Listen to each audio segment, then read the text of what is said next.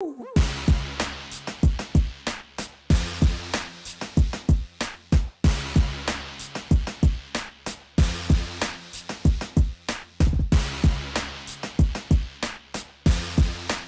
everybody, welcome to the HopCast. Thanks for joining us, everybody. I'm Brad Chmielewski. My name is Ken Hunnemeder. And the holidays may be over, but we're snuggled up here by the fire. Yes, nonetheless, the Christmas beers and holiday beers still exist. Yes. So, a drinking we will go. Right, and we've got a couple tasty ones here that I'm not too familiar with. Right. A very rare French brewery featured on HopCast. This is their Biere Au Nougat. So a beer that's made with nougat, which is pretty interesting. 5% alcohol, pretty low for holiday type beers. Yeah, it'd be interesting if it's really sweet or nougat's not supposed to be sweet, right? Nougat's pretty sweet. I think it's like a mixture of nuts and sugar made into kind of like a pasty type of substance like you would find in a Snickers bar or Milky Way. All right. And then we also have a little bit of a departure from that. This is like a super hopped up spiced IPA from Mikkeller. So you don't see too many IPAs that are Christmas beers. Right. IPA, this one is brewed with ginger and pine needles. So that should be quite interesting, to say the least. Well, let's start sweet. Let's do it.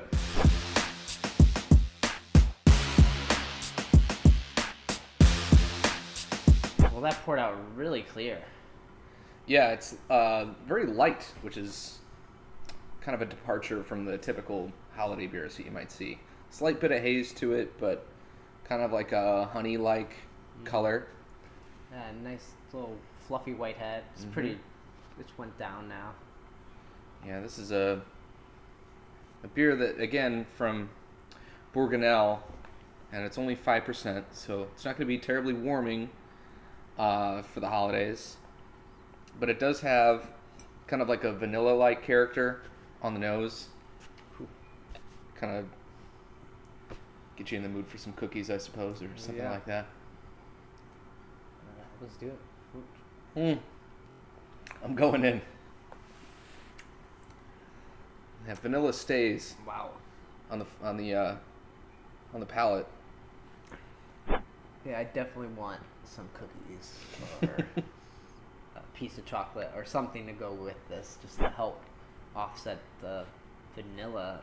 There's a lot of vanilla sweetness for sure. It like reminds me of kind of like some of the cream ales that I've had in the past. Very creamy. So interesting. Yeah, a totally different take on.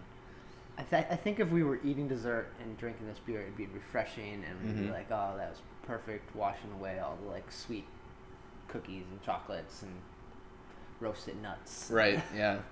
Yeah. They say that the nougat that they used was made with chestnut honey and almonds, so you get kind of like some of that nuttiness too.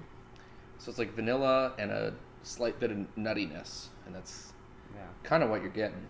Yeah. So maybe some chestnuts with this beer would work out well. Yeah, that'd be good.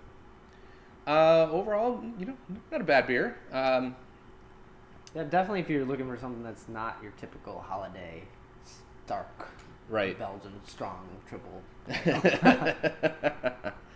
Yeah, but kind of an interesting take. I've never seen a beer made with nougat before, so kind of cool. Yeah, cheers, and haven't heard of this brewery before, so interested to see Bourganel. what else.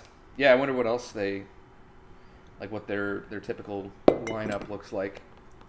Seems like they're doing kind of some interesting things based on this beer alone. So, wow. Sit by the fire and sip on these for a little bit, and then get ready for the hops.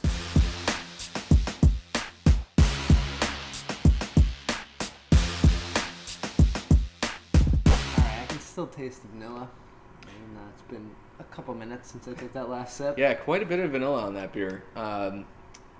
Pretty different, but pretty nice beer overall. But this is going to be quite a departure from that. This is a spiced IPA with ginger and pine needles from Mikkeller. I have a feeling it's just going to taste hoppy. Based on some of the comments I've read about this beer, it's quite hoppy. So we will see. The only other like super hoppy Christmas ale that comes to mind to me is the Sierra Nevada, which is Celebration. the Celebration, right? And Alpha Claus is a little hoppy too, right? that is very hoppy for a porter, but the Sierra Nevada is kind of like a straight ahead pale ale. There's not really anything Christmassy about it, but it's damn good. Like it's always one of my favorites. I love that beer. Yeah, I think there's a 6-pack around here for tonight's festivities. So yeah, we'll dip into that later, but without further ado, some Christmas ale from Mikkeller.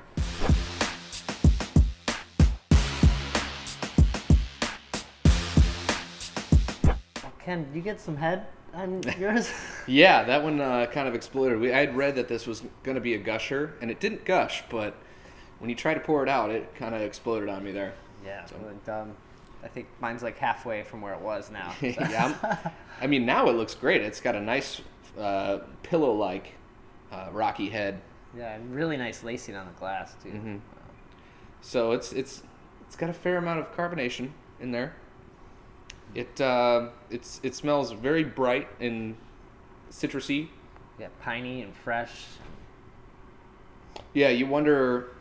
I mean, because this is a beer that's brewed with pine needles, so you're wondering how much of that pine aroma is from the pine needles, and how much of it's from that those piney hop varietals. But it smells great. And then there's no date on here, like when it was bottled or packaged or brewed or anything. Yeah, I was looking for that too because it seems like it's a fairly fresh bottle. Yeah. Just based on the nose. So, let's go. Let's drink. All right, hopefully the head gets out of the way. I'm thirsty.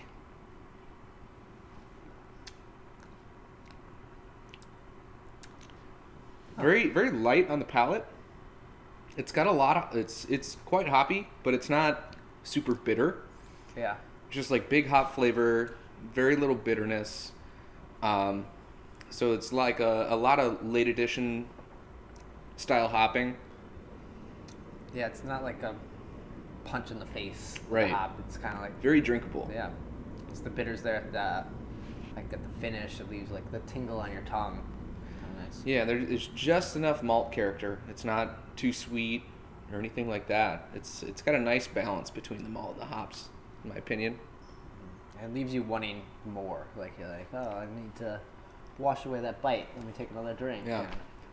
The ginger is not super apparent. I was wondering how that was going to work with an IPA, but you don't really get much of that.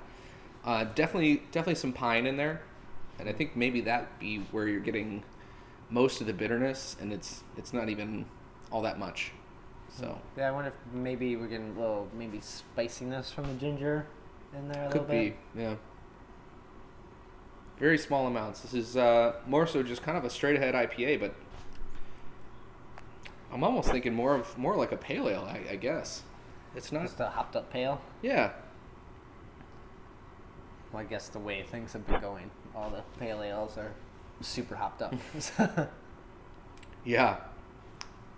This is really nice. I really enjoy this. Yeah, I don't think you could put this out anytime and it just relabel it summer beer. Yeah.